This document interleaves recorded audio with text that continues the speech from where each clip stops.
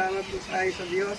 Aming Ama at aming Diyos na may likha ng langit at lupa, may akda ng aming mga buhay. Salamat po o Diyos, Ikaw ang may akda ng pamilya.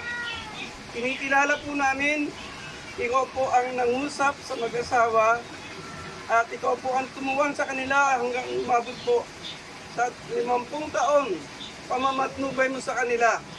Kinikilala po namin dakilang Diyos. Kung wala ka, hindi po namin masusubukan ang bagay na ito. Sama-sama po namin silang ipinagpapasalamat. Sama-sama kami nagpupuri sa pangalan mo po, Panginoong Jesucristo. Kinikilala po namin ang patuloy na ginagawa at gagawin mo po sa kanila. Ang patuloy namin dalangin, dakilang Diyos.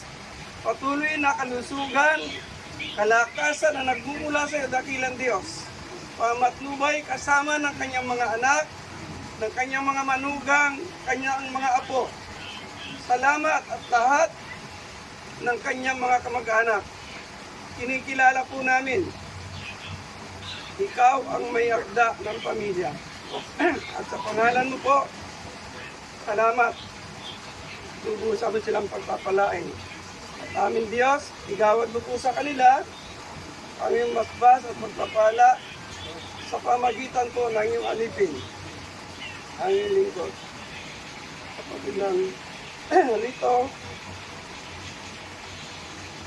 sa inyong mag-asawa, pagpalain nawa kayo ng Panginoon at ingatan nawa kayo. At pagliwanagin ng Diyos ang kanyang mukha sa inyo, maranasan ang kahabagan ng ating Diyos. At magliwanag sa inyong mukha ang liwanag ng ating Panginoon. Sumainyo ang kanyang kapayapaan, ang patuloy na pagtatagumpay. Sa pangalan ng Ama, ng Anak, at ng Banal na Espiritu Santo. Amen.